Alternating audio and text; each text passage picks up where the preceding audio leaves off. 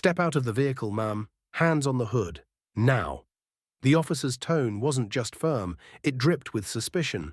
Maria Alvarez, still wearing the pristine white military dress uniform she had just been honored in, glanced around, confused but calm. 3 officers had boxed her in with their cruisers, lights flashing wildly against the late afternoon sun. She had barely stepped out of her car when they pounced. "You got ID on you," one of them barked, already moving toward her. She nodded and reached slowly into her pocket, but they grabbed her arms and guided her forcefully toward the car's hood. "We'll do that for you," another said, smirking. "Before we move further into this story, let us know in the comments where you're watching from. We'd love to hear. Let's dive in." As Maria leaned against the hood, her posture straight and shoulders proud even under pressure, one officer looked her up and down and scoffed. "You really expect us to believe you're military, in that dress?" He looked to the others for a laugh. "Lady, you look like you're headed to a wedding, not a war." Maria said nothing. She didn't need to. Her silence was colder than steel, more dignified than any argument. But they kept pushing. "What exactly were you planning to do in that federal building, huh? Crash a ceremony? Play pretend?" one asked while patting her down in an exaggerated show of mockery. "No ID, no badge. Just a costume and an attitude." People began to gather. Phones were pulled out. A teenager whispered to her friend, "I think they think she's lying." A woman in scrubs watching from the sidewalk muttered, "That's not how you treat someone in uniform." But no one intervened. Maria didn't fight. She had learned long ago to stand her ground, not with fists, but with unwavering presence. She stared forward, unshaken, as one officer circled her, repeating, "Ma'am, we need to confirm who you really are. Anyone can buy a uniform." What they didn't know, what they didn't bother to ask, was that Maria Alvarez was not only a colonel in the US Army, she was a legend. A combat strategist who'd served in 3 war zones, saved hundreds of lives in a field operation under fire, and received not just 1, but 3 commendations for valor. But none of that mattered here. To these men, she was just a woman in a white dress with no badge and too much confidence.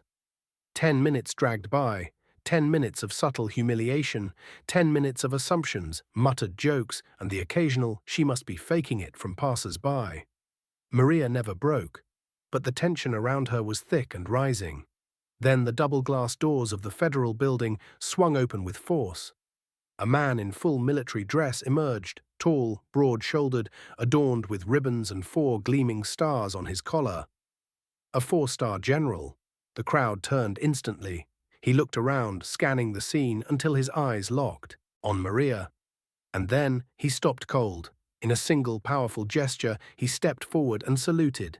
Not a casual nod, not a handshake, a full, stiff, formal salute, on the street, in front of the officers, in front of the cameras, in front of the world. The moment froze. The officers went pale. The general's voice was sharp and furious. "Colonel Maria Alvarez," he said loudly, "is one of the most decorated officers in our armed forces, and you've got her handcuffed like a criminal." One officer stuttered, We didn't know who she was, sir." No ID, and she didn't identify herself. But the general cut him off. "You didn't ask," he said, stepping closer. "You assumed. You saw a Latina woman in a dress and decided she couldn't possibly belong in your idea of the military. You mocked her because you thought she was ordinary." The street was silent now, except for the soft hum of phone cameras recording history. The general turned to Maria, who had straightened her posture without a word. "I apologize on behalf of every uniformed man and woman who has ever been disrespected like this." His tone softened. "You shouldn't have had to go through that. Not today." One officer looked down, visibly shaken. "We thought she was pretending, that she was impersonating military." Maria finally spoke. Her voice was calm, steady. "That's because you think honor comes with appearance. But service doesn't always look how you expect it to." She paused. "Some of us had to fight for our place. Twice." The general nodded, then turned to the growing crowd. "This woman once stayed behind under fire to extract wounded soldiers. She coordinated a helicopter evac under enemy mortar attack. She's bled for this country.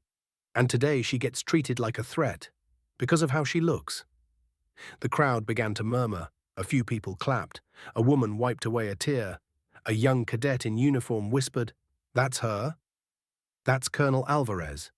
Maria stepped forward, gave a short salute to the general, and walked past the officers, without another word. She didn't need to explain herself. Her walk said it all. Every step was a reminder of resilience, strength, and earned respect. Later that evening, the clip went viral. Millions watched the moment the general saluted. Hashtags spread like wildfire. "Salute her, Colonel Alvarez, not just ordinary." Interviews followed. News anchors told her story, but Maria didn't chase the spotlight. She returned to base, resumed her work, and continued to lead, quietly, powerfully.